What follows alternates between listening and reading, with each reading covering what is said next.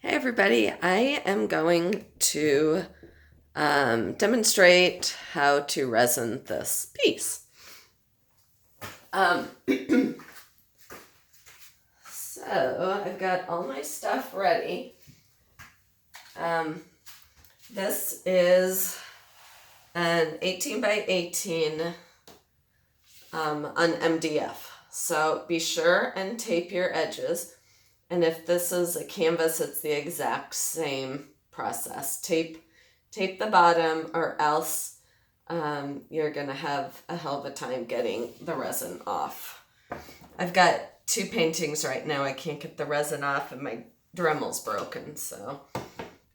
And then take a level and make sure that it's level, because if it's not, the resin will be too much on one side. All right, so I double glove, and when I am ready to do the finishing touches, I take the top layer glove off, and then I have one already under, ready to go. So not the easiest thing in the world to do.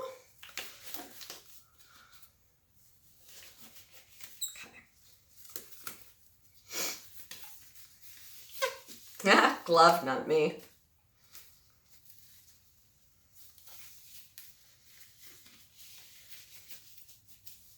Okay. So, sorry about the cough. So this piece, in retrospect, I don't think it had any silicone on it, but I wasn't sure, so I cleaned it. I stuck it in the kitchen sink and Dawn dish soap, scrubbed it all around, used my sprayer, rinsed it off, and let it dry. And that does the trick. So I looked up on, this is 18 by 18, so I plugged those numbers into art resin, which is what I'm using, and it said I needed 11 ounces total. So I did 6 and 6, so I poured water into here up to 6 ounces and drew a line. Then I poured water into here to 6 ounces and drew a line. So that's how much I need total. If you're new to this, or you're not sure about your pouring capabilities, measure out 6 ounces in two separate, and then pour them into one. This is just a way to save cups and to also make sure that you're getting all of it, because there's always a little bit of residue, after you pour it out. There is a slight wiggle room for error, but not much.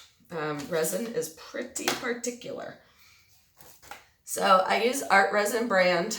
It comes in two parts. You've got the resin and the hardener. So Art Resin brand is non-toxic, and in a well-ventilated room, on their website, it says you can wear a mask if needed, but it is, from all the research I've done, the safest resin. So I feel pretty confident using this brand. And so I don't wear a respirator, which is ironic sounding how I do right now, but so I'm going to lift this up to eye level so you probably won't see me pouring it in, but I'm going to pour the hardener in. It doesn't matter what you do first. I'm going to slow down the pour. As I said, you probably can't see what I'm doing, but I need it eye level.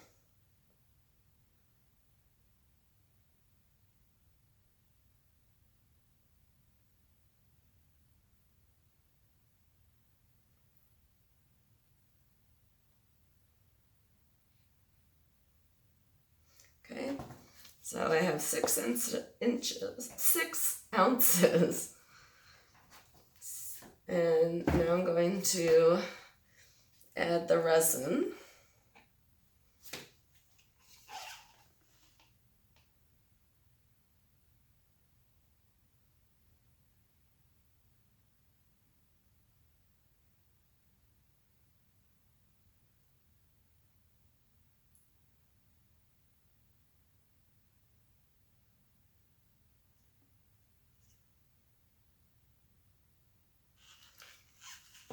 right. So now I have 12 ounces, as you can see. And the fun part is stir. Stir for about 3 minutes. I usually count in my head, but I can't count and talk at the same time. So I'm going to guesstimate. But when you start stirring, it's cloudy. And be sure and go both directions every so often. I scrape down the sides and kind of, do a little, just to make sure that you're getting it all mixed up. And it will stay cloudy for a little while, and then it'll start getting clear.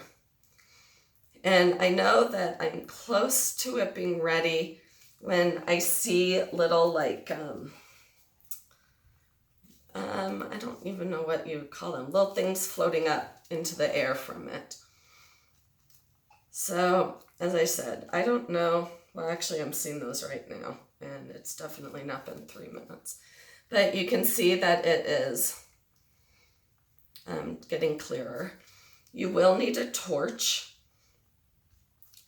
Years and years ago, when I first used resin, I didn't really know how to use it. And I didn't have a torch. I was just resining small things. So I would huff on it, and that was really tough to do. So you do need a torch to get out the air bubbles, because if you get air bubbles in it, they're nasty. And you can do 2 layers of resin, or 3 if your first layer did not turn out well. If there's a bald spot, because the stuff will not stick to silicone. So that's why you have to clean your pieces. So if there's a bald spot, just take a little sandpaper, and I usually sand out that little spot, and then you got to put a whole new coat on. A lot of people say you can touch it up. I have not found that to be true. I just put a whole nother coat on it. I will also put on canvases. Oftentimes you will feel around the edges like a more bare spot that the resin kind of edges onto itself.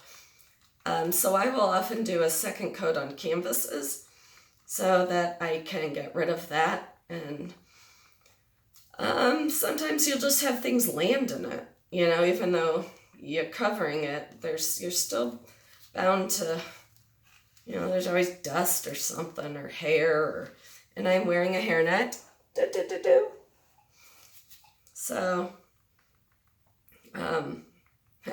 yeah, so I wear a hairnet so that hopefully no stray strands fall. But there's always stuff in the air. So I think this is about 3 minutes. It looks good. There's tons of little tiny bubbles in it. And there's little thingies floating. Since I was doing a demonstration, I measured according to the chart on artresin.com. Usually I make too much resin, because I figure it's always better to have too much than not enough. Like right now, this to me doesn't look like enough, but hopefully it is. So then I just take my hand and spread the resin. Resin is self-leveling. And you could use a tool to spread it if you wanted, but you've got your hand, and that's right there. So it's just easy to use that. So I am rubbing it over the sides, definitely making sure that the sides are covered.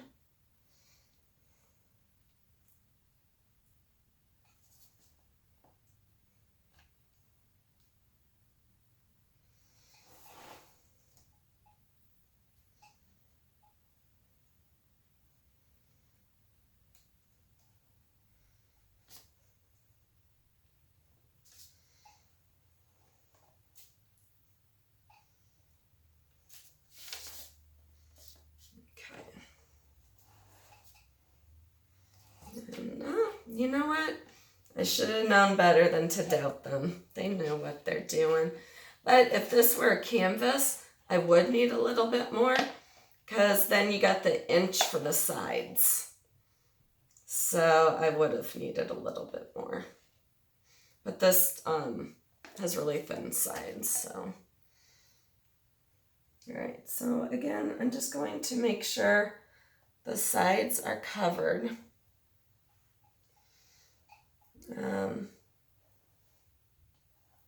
And it looks like all of that's covered. So I'm going to take off that first layer of glove.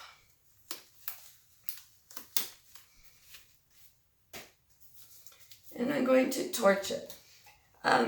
You probably can't see it, but this whole thing is air bubbles.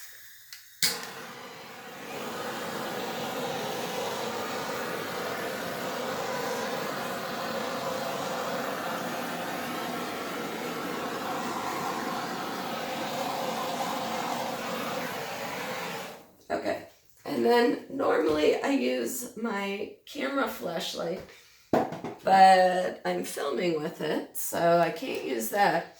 So this will be a little bit more awkward because I'm using a lamp, but you'll get the point.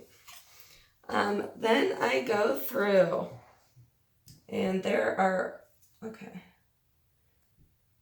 All right, there's a whole lot of more torching that needs to be done. And when you torch, you can just see the bubbles going away.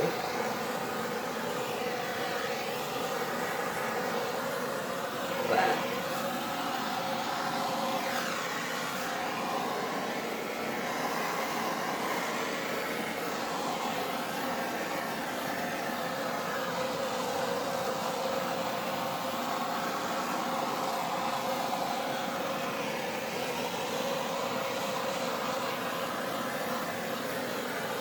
this one has some stubborn bubbles for some reason. That's my torches burning out. All right. So then you go through every little section by section and see if you see anything in it. Sometimes, you know, what I think I'm seeing is just paint, actual little, you know, things of paint, but like that looked like a hair. So I am literally, you know, you go over it with a fine-tooth comb. And I just use the end of my bamboo skewer, or paddle. Oh, I think some of what I thought were bubbles are just part of the, yeah, there's,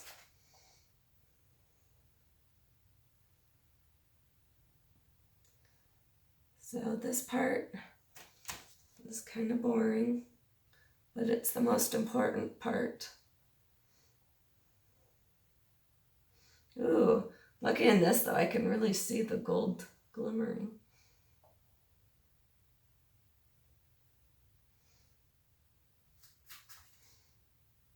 Ah, that time it actually was a hair. And still a piece of something.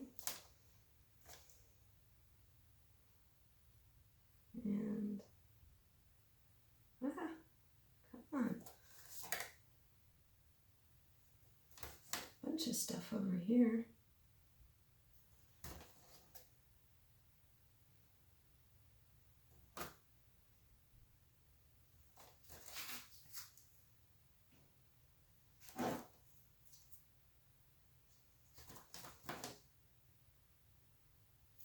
I don't know why.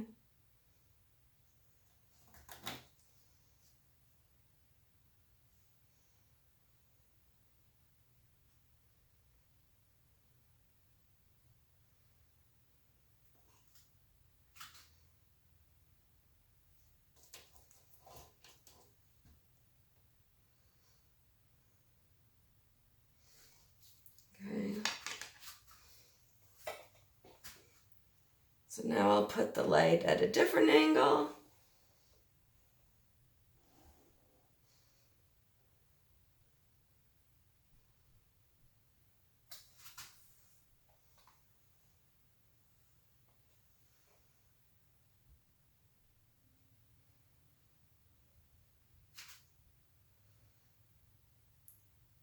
This light might work better than my camera. Or my phone. Okay.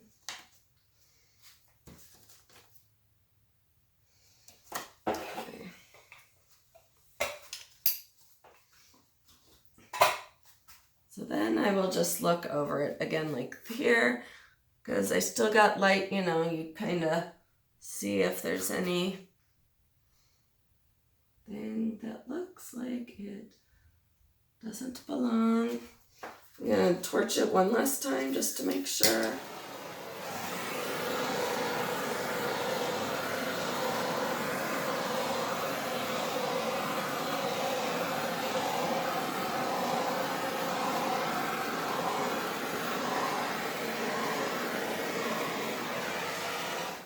Okay.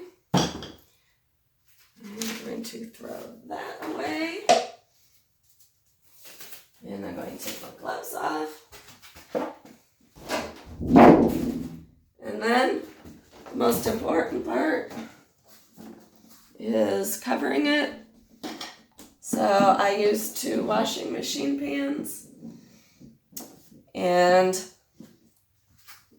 let it chill out in there. And I don't open that again for at least 12 hours. But I don't take the tape off until about 18 to 24 hours just to make sure.